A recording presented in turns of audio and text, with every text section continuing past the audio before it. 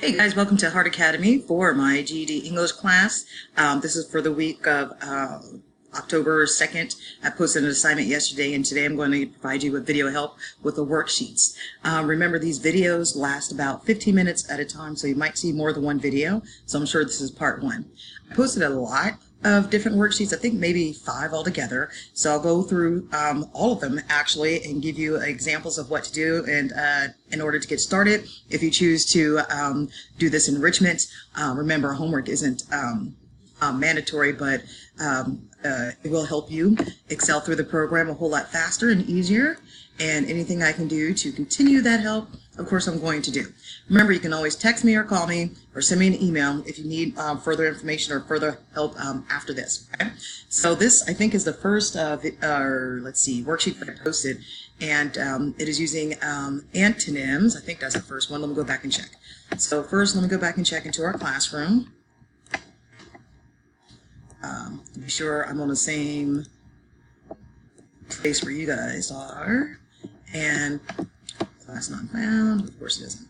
Let me sign into my other account real quick. There we go. So English class, here it is. And the assignment I posted yesterday, more context clues practice, is here. If you're not sure what to click, through the stuff right here, if you just go to classwork, you can see things that are posted in the order that's posted. So that was last week, and this is what I posted yesterday. And I'm going to provide video help now. Okay, so I'm going to download this one. Yep, antonyms, there it is. So the first one is antonyms, and then I posted that one, and pages from the student book, the student book, not the workbook, I think, because there's 2 different books, and I'm not sure who has what, so I'll just keep posting pages as I go. And I also will bring in copies on Saturday. I got to remember bringing copies for Saturday, just in case. So remember, again, using the Kami program, you're able to write on the worksheet as it is by using any device that you've downloaded the program on. All right, so let's start with this, using antonyms for context clues. So remember, antonyms means the opposite of a word, okay? So remember the difference between antonyms and synonyms. Synonyms are words that have similar meanings. Antonyms are words that have opposite meanings. So we're going to use antonyms of these sentences to figure out what the blue word is. I hope you can see it okay. To figure out what context clues we have to figure out the right meaning of a word. So for example, let me take a look at the first one, right? So circle the word, or circle the letter of the word that most closely matches the underlined word in a sentence. Use the antonym in blue as a clue to the correct meaning. Okie dokie. So we're going to use the antonym in blue to help figure out the correct meaning. Okay? So our first sentence says, while she was indifferent to golf, I think I should say her. There it is. While she was indifferent to golf, that should be an R right there. Her husband was an avid fan. So the word is indifferent. And remember, we're using antonyms, which means opposite. Her husband was an avid fan. Okay, an avid fan of golf. So what word will help us figure out what avid means, considering our context clue is going to be the word indifferent. So again, circle the letter of the word that most closely matches the underlined word. That's the underlined word. And we're going to use the blue word as the context clue. Okay, so indifferent, the context clue, and then our word, trying to figure out this meaning of this word if you've never heard before, avid. So again, reading the sentence. While she was indifferent to golf, her husband was an avid fan. Okay, while she was indifferent to golf. Okay, looking at the clue word right here, different, indifferent. Different kind of means not meshing well, not going the same, opposite. So the opposite is going to be what her husband is. So she is indifferent, opposite. Her husband was an avid fan. And then the clue word here, fan, probably going to mean that this is going to be something that's a positive word, meaning that he likes golf. So our answer choices are A, boring, B, likable, C, eager, or D, pleasant. So her husband was an boring, and likable, and eager, or D, pleasant. Also, there's another context clue here, the word and. Whenever we use the word and, a vowel is going to follow. And this is the only word that actually starts with a vowel. That's another context clue for you if you still weren't able to figure out that avid is another word for eager, an avid fan, an eager fan. Let's take a look at the second one. And I'll just go through a couple of these to give you an idea. Okay, so our second one. I thought it was a fresh idea. The teacher thought it was trite. Okay, so the antonym is fresh. The word we're trying to figure out the meaning for is trite. So we know what the word fresh means. Good idea, new, popping, it's happening, right? But, remember, but is a context clue. What but means there's an opposite coming. Kind of like I was saying in class. I like you, but, right? Or, yeah, I don't mean offense, but remember those conversations we had? So again, I thought it was a fresh idea, but the teacher thought it was trite. Okay, so I'm thinking the teacher is not thinking that the idea was fresh, happening, or good, okay, or special or anything like that. So the teacher thought it was trite. Yeah. So our choices are special, loud, happy, or common. This one quite easily obvious, special. Okay, so because loud kind of doesn't give you the opposite of fresh, does it? Happy kind of does not give you the idea of fresh. Or common definitely does not give you the idea of fresh. And so special would be the correct choice for that one. Let's try another. Going for number 3 now, right? So number 3. Number 3 says Stacy was suspicious when the clown handed them a box, but her gullible little brother opened it anyway. All right, so trying to figure out what the word gullible means by our antonym context clues of suspicious. So we know the word suspicious means you're going to be very careful, right? And then, of course, another clue is the word but. So you know the opposite is coming up, okay? So Stacy was suspicious when the clown handed them a box, but her gullible little brother opened it anyway. All right, so is gullible going to be trusting, sad, doomed, or careful? Okay, so suspicious. What's going to be the opposite of suspicious? Looking for that. And if you're right along with me, I hope you chose that A, trusting, would be the opposite one of that as well. Okay, I'm going to do one more, and then I'll leave the rest of the 4 for you to practice with on your own, and I'll go on to the next page. All right, so let's take a look at number 4, see what we have. Number 4, practice. While James is very outgoing, his older brother is very reclusive. Okay, this is also a context clue. While is like saying the same thing as but sometimes in sentences. And you know you're looking for something that is the opposite of outgoing. Okay, so the opposite of outgoing, would that be withdrawn, athletic, popular, or hungry? Okay, so I'm hoping you also chose A for this one. The opposite of outgoing would be withdrawn, someone who's like very internal, very introverted. So reclusive means someone that is very introverted, likes to be alone, doesn't like a lot of crowds, and so forth. Okay? You can try the rest of these on your own, and let me go ahead and skip down to the next page if you want to try some of those. So each page has a different method of using context clues. This next page is context clues for meaning.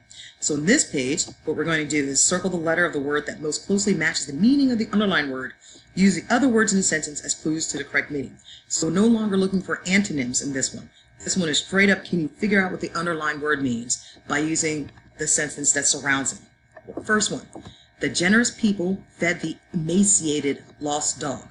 Okay, so emaciated, what does that mean if you never heard before? Is it fierce, calm, thin, or tame? All right, so let's take a look at some context clues in this sentence right here. The generous people fed. We know that people are generous means they're going to be very giving, and they fed the emaciated lost dog. So that sounds like the dog is fierce. Would generous people feed a fierce dog?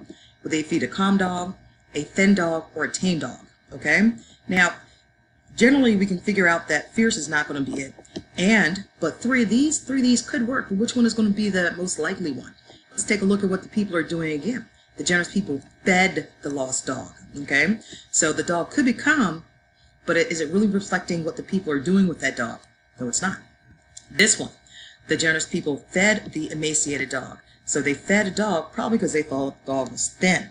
Same thing with this one, except it doesn't really relate to what or why the people will be feeding the dog. So through context clues and of course process of elimination, your correct answer choice should be thin. So the generous people fed the emaciated dog. This indicates, using context clues, that emaciated means thin.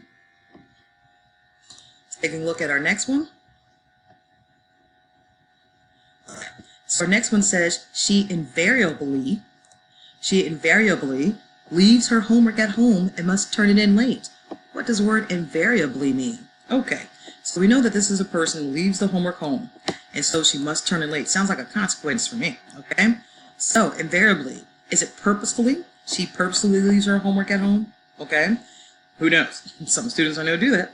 She hated leaving her homework home, or she hated leaves her homework home. Also another context clues.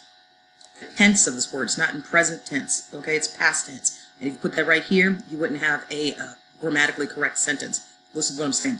She hated leaves her homework at home and must turn it in late. That does not make sense. So you know that's not going to be it, okay? She happily leaves her homework at home and must turn it in late. Now, common sense tells you that is not going to fit, okay? Or she always leaves her homework home and must turn it in late. So between A and D, let's take a look at A again. She purposely leaves her homework at home and must turn in late. So is it going to be A or is it going to be D? Or she always leaves her homework at home and must turn it in late. Invariably, okay? We're going to assume that the student, if you're along thinking the same lines I am, that the student wouldn't purposely leave it at home. It's a consequence that she has to turn it in late. So our correct, most appropriate choice would be always. Let's take a look at number 3. Are you guys with me? Remember, you can always text anytime. Another text or send me an email if you still need additional help. Another thing too, if you're still unsure, if you're doing the rest of these on your own after I finish my example ones, if you're still unsure, use a dictionary. Google dictionary. So if I go here and I'm just going to put in dictionary, you know, whenever you get to your website information, bam, I can put in any word, such as word we just used, invariably, okay, to help me figure it out. Invariably, in every case or in every occasion, which means always. Synonyms for invariably, always. And as you can see from our classwork page, always was the key word that's here. It is okay to go and look for help if you're still not sure, because that's the whole process of studying. So I hope you're able to do that. Taking a look at number 3 now. Okay, my friends. Number 3, the mother bathed the baby in the tepid water. Tepid. All right. So first, you're going to use your background knowledge on this one, right? What kind of water would you be bathing a baby in? It would be lukewarm, hot, muddy, or cold. This one should be quite obvious, especially you know your own background information and what babies will probably prefer, right? So this one's quite easy, and lukewarm should be it. If you're still not sure what tepid means, again, if you're unsure about that one, go ahead, use a dictionary, because that's what's going to help increase your vocabulary skills and your reading ability when it comes to using context clues, when it comes to reading passages that have words that you've never seen before, right? So tepid, no definition found for tepid because I'm spelling it wrong. Tepid is with an E. Yeah. Tepid. So slightly warm or lukewarm, as we find out here. And if you did use a dictionary, again, so your previous background knowledge can help you when it comes to context clues. You know you wouldn't bathe a baby in hot water, muddy water, or cold water. So lukewarm will be it. And also, you can use that dictionary to find out what your answer choices mean. If you weren't sure what lukewarm meant, type it in, right? So lukewarm, if I type in lukewarm, guess what? I should get the synonym tepid, which I did. Okay? So again, all about increasing vocabulary in order to do better on all parts of the GED exam. Y'all know what I'm saying. So the more you're able to read, the more you're able to understand, the more you're able to do reading comprehension quickly and using context clues, higher your score will be on all the subject matters. Okay? Number 4, the car collector bought the vintage Ford Mustang. So let's say you don't know what the word vintage means. The car collector. This is telling right here, this is a collector. Usually collectors collect things that are what? Yeah, antiques, okay? So, what am I going to look for? Rose-colored, broken down, real, or classic? Here's the thing. Rose-colored could fit in, couldn't it? The car collector bought the rose-colored Ford Mustang, right? But again, we're looking for vintage, okay?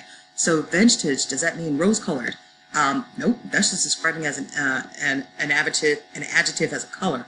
Not exactly what we're looking for. Again, our context clue is car collector, okay? So car collectors, usually, again, go for things that are going to be vintage or classic, or, things that are old and worth value. So, broken down is not going to be it. Real is not going to be it. Classic should be your case. So I'm going to stop the video here for the first 2 pages of work, and then I'll continue at part 2 of the video for the other pages that I've also attached to the Google Classroom. See you in the next one.